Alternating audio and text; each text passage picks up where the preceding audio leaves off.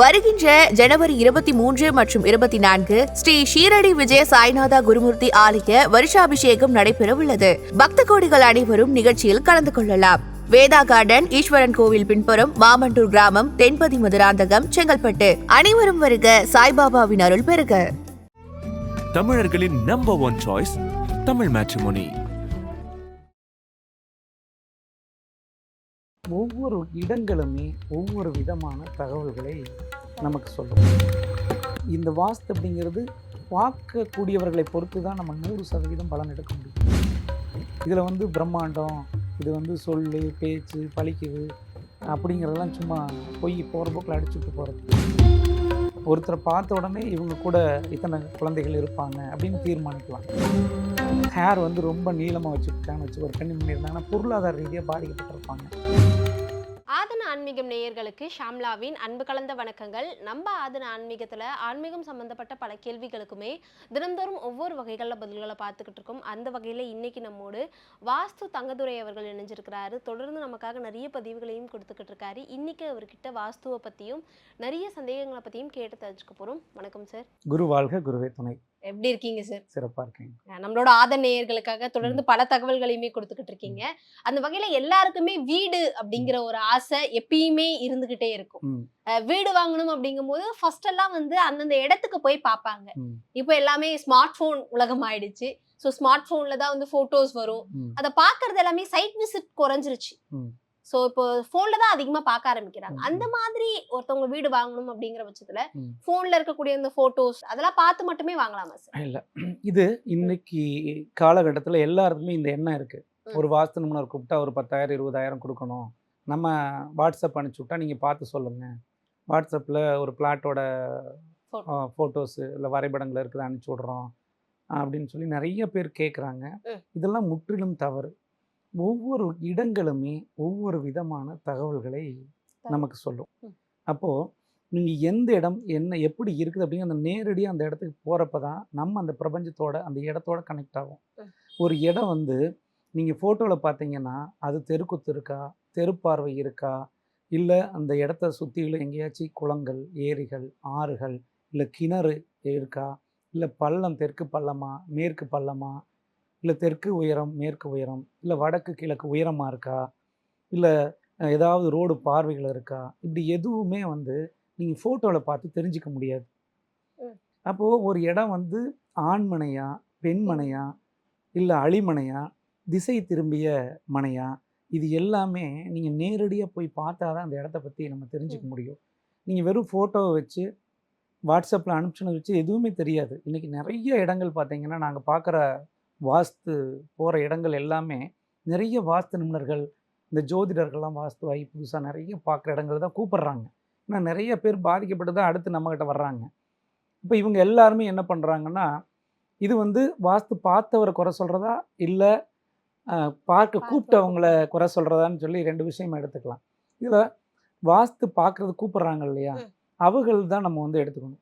ஏன்னா இவங்க சிம்பிளாக நமக்கு முடியணும், சின்ன செலவில் பார்க்கணும், பார்த்தா போதும், அப்போது வாட்ஸ்அப்பில் மட்டும் அனுப்பிச்சி விட்டா பார்த்தா போதும், அப்போ செலவு கம்மி இல்லை அப்படின்ட்டு கூப்பிட்றாங்க. பட் அது முழுக்க முழுக்க தவறு.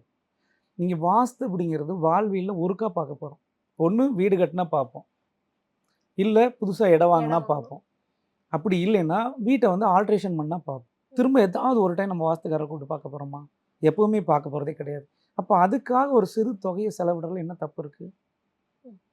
நம்ம ஒரு வீட்டை கட்டுறோம், அந்த வீடு ரோடு குத்தலை வந்துச்சுன்னா வாழ்க்கை பூரா அந்த வீட்டை மாற்றவே முடியாது. இப்போ பிளானில் ஏதாவது தப்பு இருந்துச்சுன்னா செவுத்தை இடிங்க, இல்லை கதவை இடுங்க, ஜன்னலை மாற்றி வைங்க அப்படின்னு சொல்லலாம். பட் ரோடு குத்தல் வந்துடுதுன்னா ஒன்றுமே பண்ண முடியாது. ஒரு வீட்டுக்கு பக்கத்தில் கிழக்கு பக்கமோ வடக்கு பக்கமோ ஒரு உயரமான கோபுரங்களோ இல்லை பக்கத்தில் கோயில்களோ வந்துச்சுன்னா அந்த வீட்டில் இருக்கிற ஆண்கள் சுத்தமாக செயலற்றவங்களாகிடுவாங்க. நிறைய வீடுகளில் உயிரிழப்புகள் ஏற்படுது. இதே வடக்கு பக்கம் கோயில் இருந்தால் பெண்கள் ஃபஸ்ட்டு உயிரிழக்கிறாங்க, கிழக்கு பக்கம் கோயில் இருந்தால் ஆண்கள் அப்படிங்கிறவங்க உயிரிழப்புகளை ஆண்களுக்கு ஏற்படுத்தி கொடுக்குது, நிறைய விபத்துக்கள் ஏற்படுத்தி கொடுக்குது. வீட்டுக்கு பக்கத்தில் சொல்கிறேன், ஒரு 100 அடி 200 அடி தள்ளி இருந்தால் பரவாயில்ல, வீட்டிலேருந்து ஒரு 30 அடியில் இருக்குது 50 அடியில் இருக்குன்னா கண்டிப்பாக அது பாதிப்புகளை ஏற்படுத்தி கொடுக்கும். அதே போல் நம்மளோட காலி இடமாக கூட அதுக்கு மேற்கு பக்கமோ அல்லது தெற்கு பக்கமோ பள்ளங்கள் இருந்தாலும் கூட அந்த இடங்களுமே முன்னேற்றத்தை கொடுக்கறதில்லை. அப்போ நீங்கள் தவறான ஒரு இடத்துல வாங்கிட்டு வீட்டையும் கட்டிட்டு நம்ம மாற்றவே முடியாது. ம். அதுக்கு கட்டுறப்பவே ஸ்டார்டிங்லேயே இடம் வாங்குறப்ப இடத்த சரியான இடமா தேர்வு செஞ்சு வாங்கிட்டோம்னா லைஃப் ஃபுல்லாக வாழ்நாள் பூராமே சந்தோஷமாக இருக்கலாம்ல. கண்டிப்பா சார். அதனால எப்பவுமே ஒரு நல்ல வாஸ்து நிபுணரை கூப்பிட்டு நேரடியாக பார்த்துட்டு இடத்த தேர்வு செய்கிறதோ இல்லை புது வீடு கட்ட ஆரம்பிக்கிறதா ரொம்ப ரொம்ப சிறந்தது. இப்போதானே சார் வாஸ்து இந்த விஷயங்கள்ல அளவுகோல், சதுரம் செவ்வகமா இருக்கணும், இப்படிதான் இருக்கும் நிறைய ரெஸ்ட்ரிக்ஷன்ஸ் வந்துருச்சு. ஆனா இதுக்கு கொஞ்ச நாளைக்கு முன்னாடி எல்லாம் வந்து வாஸ்துன்ற ஒரு நிபுணர் பெருசா இருக்க மாட்டாங்க. நம்ம தாத்தா பாட்டி இல்ல நம்ம வீட்ல இருக்கவங்க மூத்தவங்க தான் இந்த இடத்துல இந்த அறை வரணும், இந்த இடத்துல இந்த அறை வரணும்னு சொல்லுவாங்க. அதுபடிதான் நம்ம வீடுகளும் கட்டி இருப்போம். ஒரு 40 50 வருடமா 90 வருடமா இருக்கக்கூடிய ஊர்கள்ல இருக்கக்கூடிய இந்த வீடுகள் எல்லாம் பாக்குறோம்ல சார். அங்கெல்லாம் வாஸ்து எதுவும் பார்க்கல. ஆனா பரம்பரையா அந்த வீடுகளும் இப்ப வரைக்கும் இருக்கு. அந்த வீட்டுல குடும்பம் பண்றவங்களுமே நிம்மதியா இருக்காங்கல்ல சார். அப்போ வாஸ்து பாக்குறவங்களுக்கும் வாஸ்து பார்க்காதவங்களுக்கும் என்ன? பழங்கால வீடுகள் எல்லாம் யார் வாஸ்து பார்க்கலன்னு சொன்னது? அப்பயும் உண்டா சார்? 100%. அந்த காலங்களில் எப்படின்னு பார்த்தீங்கன்னா நம்மளுடைய வாழ்வியல் முறை அப்படிங்கிறது வேற, இப்போ இருக்கிற வாழ்வியல் முறை அப்படிங்கிறது வேற. அப்போது அந்த வாழ்வியல் முறை எப்படின்னு பார்த்தீங்கன்னா இன்றைக்கி அப்பா ஒரு வார்த்தை பேசுனாங்கன்னா அம்மா மீறி பேச மாட்டாங்க, எதிர்த்து பேச மாட்டாங்க. இன்றைக்கி எந்த பொண்ணு கணவர் சொல்கிறது கேட்குதா? அப்பா சொல்கிறது கேட்குறாங்களா? யார் கேட்குறா? அப்புறம் எப்படி நீங்கள் அந்த காலம்னே போகிறீங்க? அந்த காலத்தில் நடந்து போனோம், கட்ட வண்டியில் போனோம். இந்த காலத்தில் நீங்கள் நடந்து போவீங்களா? வாக்கிங் போக சொன்னால் போக மாட்டேங்கிறாங்க. அப்புறம் எப்படி நீங்கள் அந்த காலம் இந்த காலம் நீங்கள் கம்பேர் பண்ணுறீங்க? அந்த கால வாழ்வியல் முறை நம்மளது வேறு, இப்போ வாழ்வியல் முறை வேறு. நம்ம காலத்துக்கு ஏற்ற மாதிரி அப்டேட் ஆகிட்டே இருக்கணும் இல்லையா? அந்த காலத்தில் வாஸ்து இருந்துச்சுன்னா 100% இருந்துச்சு. அப்போது நீங்கள் வாழ்வியல் என்ன பண்ணுவாங்கன்னா ஒவ்வொரு இடங்களுக்குமே அதை சுற்றிலுமே அந்த கோல் அளவுகள் அப்படின்னு சொல்லி பண்ணுவோம். கோல் அளவுகள்னால் கையில் ஜான் முலம் பாத அளவுகளை எடுத்து தான் வீடுகள் கட்டிகிட்டு இருந்தாங்க. வீடுகள்லாம் அளவு இல்லாத எந்த வீடுகளுமே கிடையாது. அளவுகள் அற்புதமாக கொடுத்துருந்தாங்க. இன்னொன்று வாழ்க்கை முறை அப்படிங்கிறது டோட்டலாகவே நம்ம வந்து எல்லாத்தையும் ஏற்றுக்கொள்ளக்கூடியதாக வாழ்ந்தாங்க. உறவுகளை பிரிய மாட்டாங்க. அண்ணன் தம்பிக்குள்ளே சண்டை வந்தாலும், அக்கா தம்பிக்குள்ளே சண்டை வந்தாலும், மாமன் மச்ச சண்டை வந்தாலும், ஒரு விசேஷம்னா அவங்க இல்லாத பண்ண மாட்டாங்க. ஒரு கெட்டது நடந்தால் சண்டை போட்டிருந்தா கூட வந்து முன்னாடி நிற்பாங்க. ஆனால் இன்றைக்கி யார் வந்து நிற்கிறா? உறவுகள் யாருமே வரமாட்டாங்கிறீங்களே. அப்போது நீங்கள் அதோடு நீங்கள் எப்படி கம்பேர் பண்ண முடியும்? அப்போது பழைய காலத்து முறை அப்படின்னு சொல்லி இருக்குதான்னா இன்றைக்கி இருக்குது. கிராமங்கள்லாம் நிறைய வாழ்க்கை முறை இருக்கிறாங்க. அந்த வீடுகள் எல்லாமே இயற்கையாகவே வாஸ்து முறைப்படி அமைஞ்சிருக்கு. அதனால தான் அந்த வீடுகள் நிலைத்து நிற்குது.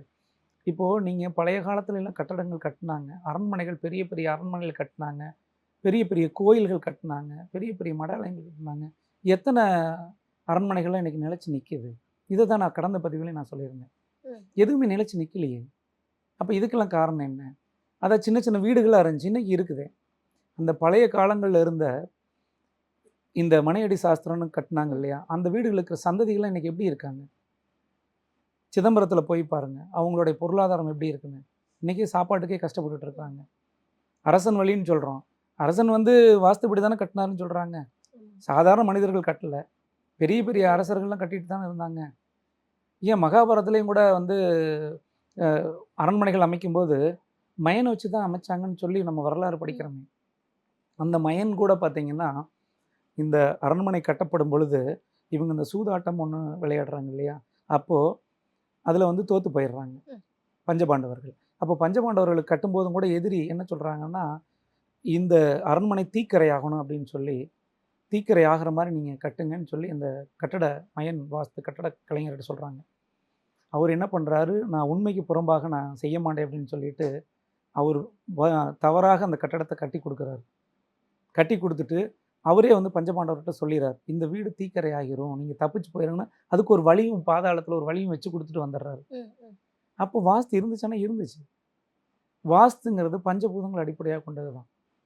இது வந்து முழுக்க முழுக்க 100% உண்மை. இது வாழ்வியல் கலந்தது. நம்ம காற்று இல்லாத உயிர் வாழ முடியாது, நீர் இல்லாத உயிர் வாழ முடியாது, ஆகாயம் இல்லாத உயிர் வாழ முடியாது. இந்த ஆகாயம் அப்படிங்கிறது என்னென்னா நம்ம கம்யூனிகேஷன்.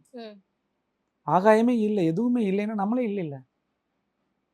அப்போது இந்த வாஸ்து அப்படிங்கிறது பார்க்கக்கூடியவர்களை பொறுத்து தான் நம்ம 100% பலன் எடுக்க முடியும்.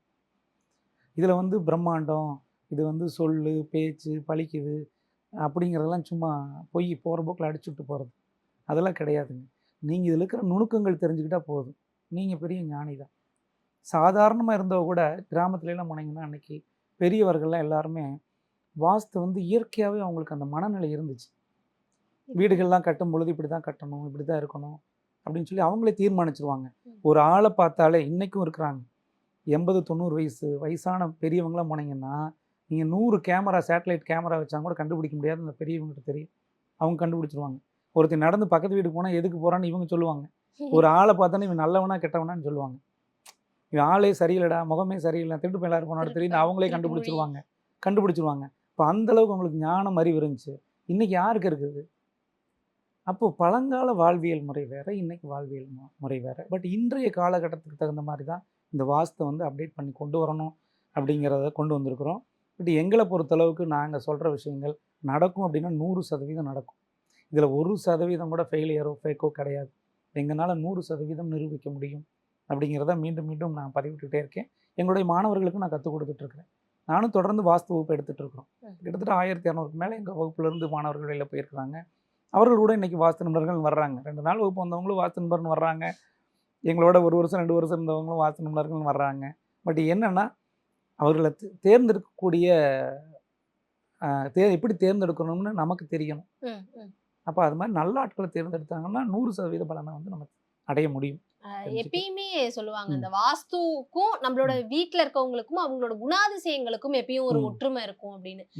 உங்களோட ஆக்டிவிட்டிஸை வச்சு நீங்க எந்த மாதிரியான வீட்டுல எப்படி ஒரு வாஸ்து அமைப்புல இருக்கீங்கன்னு நான் சொல்லிடுவேன் அப்படின்னு நிறைய வாஸ்து பாக்குறவங்க சொல்லி அவங்க வாக்குல பேசும்போது நான் கேள்விப்பட்டிருக்கேன் சார். உண்மையாவே ஒருத்தவங்க வெளியே வராங்க, அவங்கள நம்ம பாக்குறோம், அவங்களோட ஆக்டிவிட்டிஸ் வச்சு இவங்க இந்த மாதிரியான வீட்டுலதான் இருப்பாங்க, இவங்களோட வாஸ்து அமைப்பு இப்படிதான் இருக்கும் அப்படிங்கறத எப்படி சார் கணிக்க முடியும்? இல்லை, இதை நல்ல கைதேர்ந்த வாஸ்து நிபுணர்கள் கணிக்க முடியும். இது எப்படின்னு கேட்டிங்கன்னா, நம்ம பொதுவாகவே ஃபேஸ் ரீடிங்னு சொல்லுவோம் இல்லையா, அது இருக்கான்னு இருக்குது.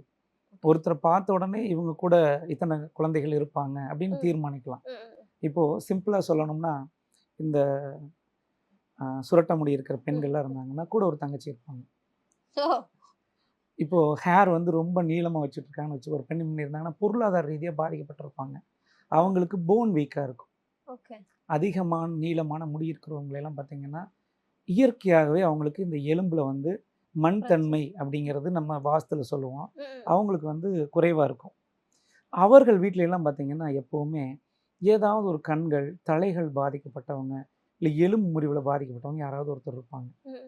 ஒருத்தர் ஒரு பொட்டு வச்சுருக்காரு அப்படின்னா அந்த பொட்டு வச்சவங்களை வச்சு எப்படி ஏன் இந்த பொட்டு வச்சுருக்காங்கன்னு நம்ம தீர்மானிக்கலாம். ஒரு ஆரஞ்சு கலரா, ரெட் கலரா, பிங்க் கலரா, இல்லை சந்தனம் குங்குமம் வச்சுருக்காங்களா, திருநீர் மட்டும் வச்சுருக்காங்களா, அதை வச்சு நம்ம தீர்மானிக்க முடியும்.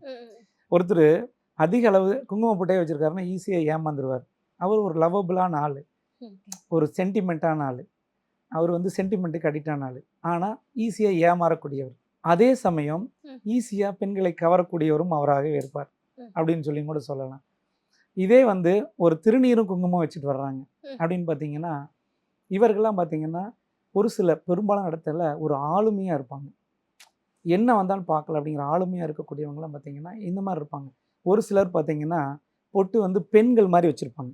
இப்போ நித்யானந்தா பொட்டு பாருங்கள், அதே மாதிரியே பொட்டு வச்சு ஒருத்தர் யூடியூப்பில் பேசுகிறாரு, இல்லை உங்களை நேரடியாக சந்திக்கிறாரு, யாரையாவது பார்க்குறீங்கன்னா அவங்க பெண் தன்மை கொண்டவராக இருப்பார்.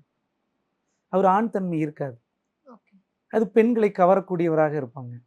அவங்கள சுற்றியும் பார்த்தீங்கன்னா பெண்கள் தான் அதிகமாகவே இருப்பாங்க. ஃபாலோவர்ஸும் கூட பெண்கள் தான் இருப்பாங்க. இப்போ நித்யானந்தாவே எடுத்துக்காட்டுக்காக சொல்கிறோம். ஐயா வந்து அவர் மிகப்பெரிய ஒரு ஞானி தான், எடுத்துக்காட்டுக்காக நான் சொல்கிறேன். அவரே வந்து அதிகமாக சுற்றி பெண்கள் தான் இருப்பாங்க. அப்போ ஏன் அவர் பொட்டு வைக்கிறாருன்னா சாதாரணமாக நீங்கள் அந்த மாதிரி வைக்க மாட்டீங்க, நான் அந்த மாதிரி வைக்க மாட்டேன். அப்போ அந்த பொட்டு அவரோட ஒரு ஐடென்டிஃபிகேஷனாக நம்ம எடுத்துக்கலாம். இப்படி தான் ஒவ்வொருத்தரையும் நம்ம பார்த்தா இவங்க இப்படி தான் அப்படின்னு சொல்லி நம்ம தீர்மானிக்க முடியும். ஒருத்தர் ஒரு ஜடாமுடியோடு இருக்கார், ஒரு தலையில் ஒரு துண்டு சுற்றிக்கிட்டு இருக்காரு. இப்படி மனிதர்களை நம்ம நிறைய பேர்த்த பார்க்குறோம். ஜோதிடர்களே பார்த்தீங்கன்னா நிறைய துண்டு கட்டிக்கிட்டு பேசுகிறவங்க இருக்கிறாங்க, துண்டே இல்லாத பேசக்கூடியவங்களும் இருக்கிறாங்க தலையில். அவங்கள எப்படின்னா ஒவ்வொருத்தருக்கும் ஒவ்வொரு விதமான கேரக்டர் இருக்குது. அந்த கேரக்டர் நம்ம அவங்கள பார்த்தா நம்ம சொல்ல முடியும். அதுக்கு வந்து ஒரு நம்ம ஜோதிடமும் தேவையில்லை, வாஸ்துவும் தேவையில்லை. அது இயற்கை. அது வந்து எப்படின்னா அனுபவங்கள். இதுதான் நம்ம முன்னோர்கள் பண்ணிக்கிட்டு இருக்காங்க. இன்னைக்கு வரைக்கும் முன்னோர்களுடைய அறிவு அப்படிங்கிறது அதுதான். அப்போது இதுக்கெல்லாம் வந்து நீங்கள் வாஸ்து எடுக்கணுமா அப்படின்னா அதெல்லாம் தேவையில்லை. இது சைக்காலஜிக்கலாக நீங்கள் இப்போ பார்த்துக்கலாம். இன்னொன்று அனுபவம். ஒரு 10 பேர்த்த பார்க்குறீங்க அப்படின்னா 10 பேரும் ஒரே மாதிரி இருக்காங்க, ஒரே மாதிரி பொட்டு வச்சுருக்கிறாங்க, இல்லை ஒரே மாதிரி ஒரே கலர் டிசைன் வேறு மாதிரி கலர் ஒரே மாதிரி போட்டிருக்காங்க அப்படின்னா அந்த கேரக்டர் ஒன்றுக்கு ஒன்று ஒத்து வரும், மேட்ச் ஆகும். அப்போ இதை வந்து நீங்கள் அனுபவம் பார்க்க நீங்கள் 1000 பேர் 1,00,000 பேர் இந்த மாதிரி பார்க்க அனுபவப்பட்டு பார்த்தோன்னே நம்ம சொல்ல முடியும். இப்படி தான் சொல்ல முடியும் மொழிய வீட்டை வச்சுலாம் ஒன்றுமே சொல்கிறதுக்கு இல்லை. இப்போ நீங்கள் சொல்கிறீங்க, இப்போ இதே ஒரு எடுத்துக்காட்டுக்கு எடுத்துக்கலாம். இப்போ நம்ம வந்து அங்கேருந்து ஒரு அம்பானி வர்றாருன்னு வச்சுக்கோங்களேன், அதானி வர்றாரு, அதானி பார்த்த ஒரு வீடு எப்படி இருக்குன்னு சொல்ல முடியுமா நீங்கள்? ஒருத்தர் சொல்லுங்க பார்க்கலாம். அப்படி சொல்கிறவங்கள கூப்பிட்டு வாங்க.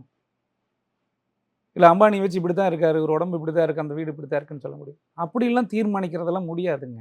அது ஃபேஸ் ரீடிங், அது நாலேஜ், அது சைக்காலஜி. அது இதை போட்டு குழப்புறது. இப்போ இவங்க என்ன பண்ணுறாங்கன்னா எல்லாத்தையுமே குழப்புறாங்க.